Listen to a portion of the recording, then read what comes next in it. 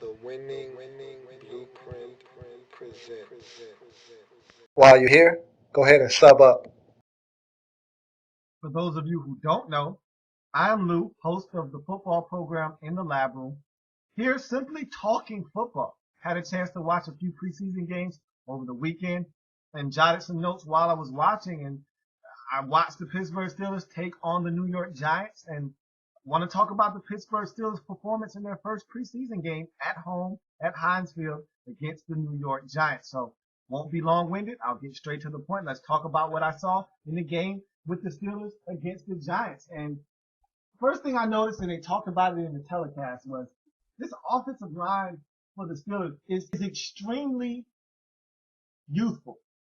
And that's a big change for the Steelers. Not used to the Steelers being a younger team anywhere on their football team. They like their players well seasoned. They like their players to be veterans that understand how to get it done, guys they can trust. This offensive line is relatively young. A lot of young pups along this offensive line. The oldest member of this line is 27 years old, and Ramon Foster. And so these young guys got a huge task in front of them, protecting Ben Roethlisberger. Without Big Ben, this team can't win a Super Bowl. Hey, they can win some games, and we'll talk about why they can still win without Ben. But you're not winning a Super Bowl without Ben Roethlisberger. Simple as that. And he needs to be as healthy as he can be. He's not going to be 110% going into the playoffs if they were to make it, but you can't have a Ben on one ankle by the time we get to December. Not going to cut it.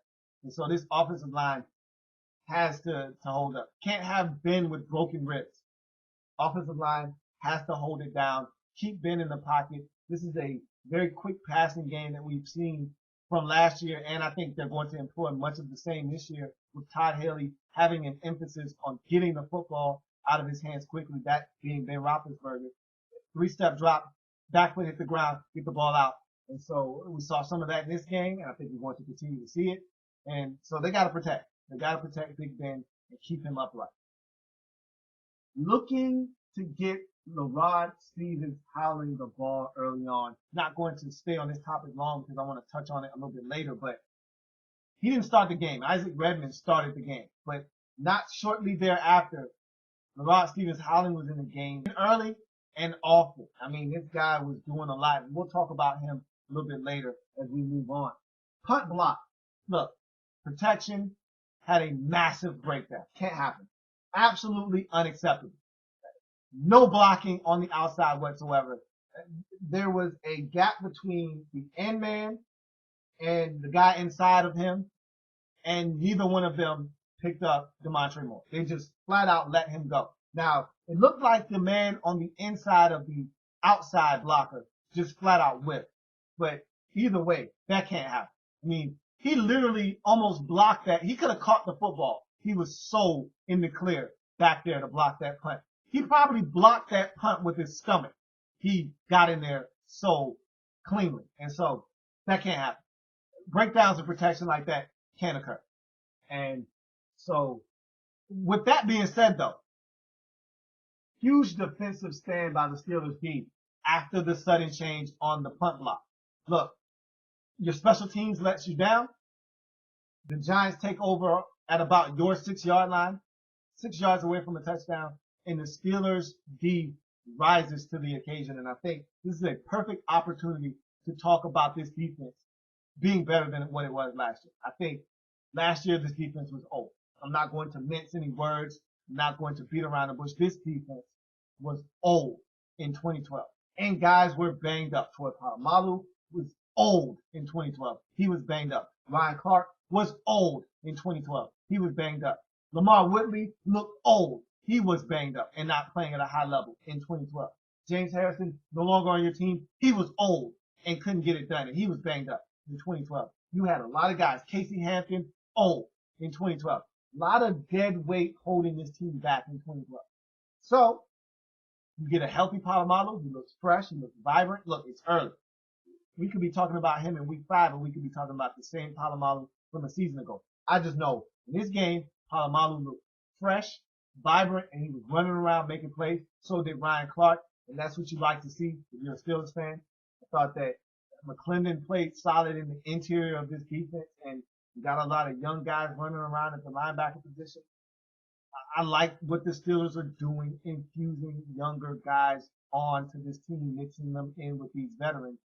And so they were able to come in and get a stop after the sudden change from the punt block. I thought it was a magnificent job of the Steelers holding tough, holding serve, and forcing the Giants to kick a field goal with their backs up against the wall. Big statement by this Pittsburgh Steelers defense. And quickly, I'll talk about it a little bit later. There's a opportunity to touch on it, so we'll touch on it a little bit later. So I talked about L.A.B. Stephens-Howling earlier, how I wanted to talk about him later. Steelers run no huddle, and I thought that this was a great change of pace.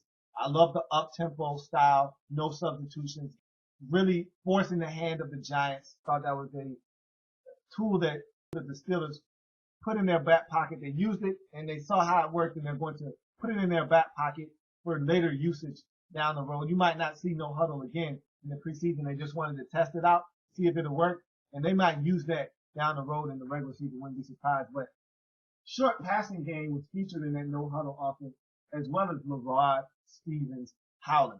And let's talk about him, because I think here's a guy that signed a 1-year deal. A very quiet move by the Steelers. I talked about it on the What's New in Pittsburgh Steelers episode, and I thought this was going to be a big move because he gives you the one thing that you don't have in your backfield at this very moment. And of course, you know what that is. Speed! You don't have it. And he gives it to you. And I think that maybe Le'Veon Bell comes in and he's a guy that can run the football and give you something in that backfield, but he's not going to give you speed. You're not getting it from Isaac Redman nor Jonathan Dwight. And he's the only guy that can give it to you. And it's refreshing to see the Steelers understanding that, hey, this guy's going to play a huge role in our offense. Let's get him acclimated and comfortable to what we're doing, because we don't want this guy carrying it 25 times. He carried it a bunch of times in this game. And that's not what the Steelers are going to do with him in the regular season. That's not what they should do with him in the regular season. He's not a 25 carry a game guy. He's not a 25 touch a game guy. You get this guy the ball 12 times in a game and he can do some serious damage for you. And that's what the Steelers are probably going to do. But he was out there early and often in this game, and I thought he produced. He caught it out of the backfield. He ran in between the tackles. I was surprised. He ran in between the tackles and ran it effectively. He got to the outside, which is what he does best, using his speed to his advantage. And he's going to help this Pittsburgh Steelers offense. I really like L.A.B. Stephens-Howling in this offense. And they gave him a 1-year prove-it deal. If he plays like he did against the Giants all season long, he'll be back in Pittsburgh for many years to come. Steelers D gives up 57-yard touchdown to Victor Cruz. And this is why I wanted to come back to the defense. Because if there's one chink in the armor of this Steelers defense, I think, if guys stay relatively healthy, it's the secondary. I'm not really comfortable with what they have out at cornerback. Ike Taylor is solid. He's getting up there in age. We're talking about a 32, 33-year-old corner in Ike Taylor. He's getting up there in age. Polamalu and Clark, they're still good. They still play at a high level. But in pass coverage, they're a liability, both of them. And Victor Cruz ran right by the corner and right by both safeties. Outran the whole secondary on his way to the end zone. And that's my problem with this secondary, is that there's not enough speed back there, and there are not enough guys that are difference makers. Victorian and the rest of the guys you have, look, they may very well end up being really solid corners, but I'm just not sold right now. I need to see more from the Steelers secondary. You got to get pressure to alleviate some of that pressure off of the secondary, because I don't think you're that athletic in your secondary, and you can be exposed if guys aren't getting to the quarterback. And you get some speedy receivers in that secondary, the Steelers could be in some trouble. We'll see how they choose to address that, whether they get pressure on the quarterback or scheme it up to where guys are deep and not allowed to be beaten on any given play. But look, the Steelers take risks. Dick LeBeau is a risk taker, and he's not going to be afraid to push buttons and send guys on blitzes. They're going to have to hold up back there. We're going to see what they do to address that problem, because I think it is a small problem on this Steelers defense. Look, you're in really good hands with Bruce Gradkowski. Seriously. I talked about this on the What's New In segment with the Steelers, and look, I already know what you're getting out of Bruce Gradkowski. You probably already know what you're getting out of Bruce Gradkowski, but it needs to be said. You're in really good hands with Bruce Gradkowski because he's a guy that can play the quarterback position. He's going to come in and look, I feel like you can win with him. You won't win a Super Bowl with Bruce Gradkowski, but you can definitely make it to the postseason. If Ben does what he did last year and gets you to a 5-2 or 6-3 mark and then gets injured like he did against the Chiefs last year, Bruce Gradkowski can pick up the slack and finish up the season at 11-5 or 10-6 and get you in the postseason. Unlike last year where Leftwich and Batch couldn't hold it down, and that forced Ben to come back faster than he needed to, and the offense just suffered because of it. If Ben goes down and he needs 4 weeks to heal, of course Ben's going to want to come back early. That's just Ben. But if I'm Mike Tomlin, you don't have to come back early this time around. I got a guy that can hold it down and go 3-1 in a 4-game stretch, which will allow you to heal up and give me the healthy Ben that I need down the stretch to help us win another Super Bowl. So you're in good hands. You're in great hands with Bruce Gradkowski. And so that's what I took from this opening game in the preseason for the Pittsburgh Steelers. Like the content? Want more? Sub up.